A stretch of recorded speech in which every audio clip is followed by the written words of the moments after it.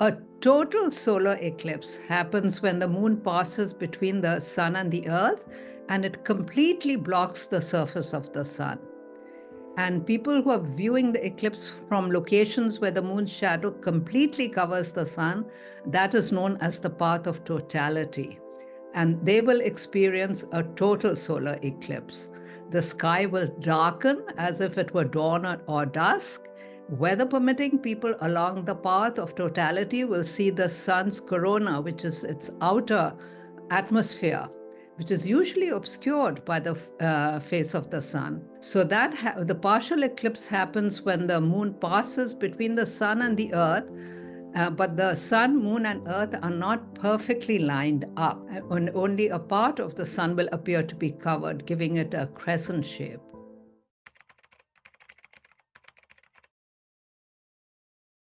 I'll say is do not look at the sun without solar eclipse glasses anytime, except when the sun is completely blocked by the shadow of the earth. People viewing the eclipse from locations where the moon's shadow completely covers the sun, and which is known as the path of totality. And there are several distinct stages of a solar eclipse that observers can watch for. You must not move your eclipse glasses until the moon has completely covered the sun. The portion of the eclipse is known as the totality. As the moon passes between the sun and earth, at first it does not completely cover the sun. The sun appears to have a crescent shape, as you mentioned, you saw. For some locations, the partial eclipse phase will last between 70 and 80 minutes. You must wear your eclipse glasses when viewing the sun during the partial eclipse phase. The moment when the moon first touches the sun is called the first contact. And the shadow bands are rapidly moving along, and you'll see dark bands separated by white spaces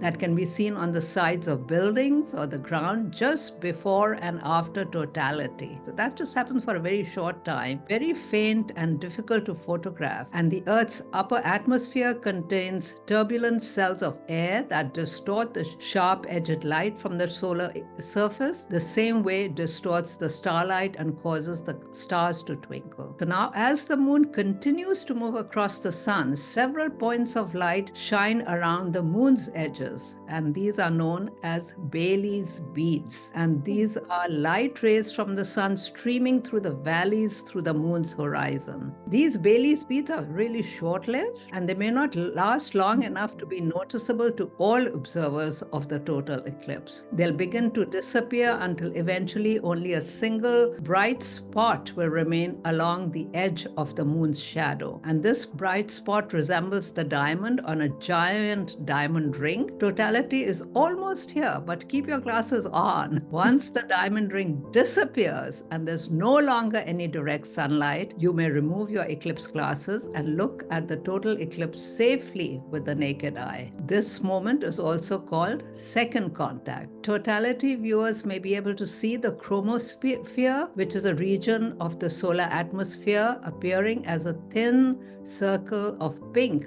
around the moon. And the corona, which is the outer solar atmosphere, appears as streams of white light. Be vigilant to protect your eyes and put your eclipse glasses back on before totality ends. It may last only a minute or two in some locations. And during totality, take a few seconds to observe the world around you. You may be able to see a 360-degree sunset. You may also be able to see some particularly bright stars or planets in the darkened sky. And the air temperature will drop. Often an eerie silence will settle around you. It is worth stealing a peek at the people around you. Many people have deep emotional responses. As the moon continues to move across the face of the sun, you will begin to see brightening on the opposite side, where the diamond ring shone at the beginning. This is the lower atmosphere of the sun beginning to peek out from behind the moon, and it is your signal to stop looking directly at the eclipse. Make sure your eclipse glasses lenses are back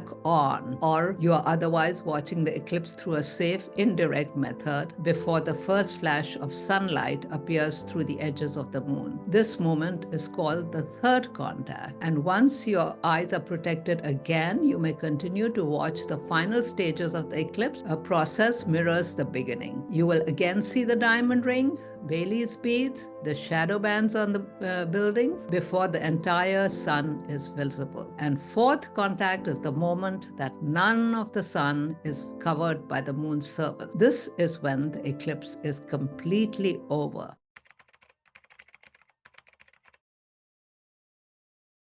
You know, my love for astronomy really began when, as a little girl, I stared at the clear night skies, counting the stars, recognizing patterns that they made. And my mother used to sing songs of the moon. And it wasn't until several years later, when I started working at Space Telescope Science Institute in Baltimore on the optics of the Hubble Space Telescope, that I got an opportunity to actually conduct research in astrophysics.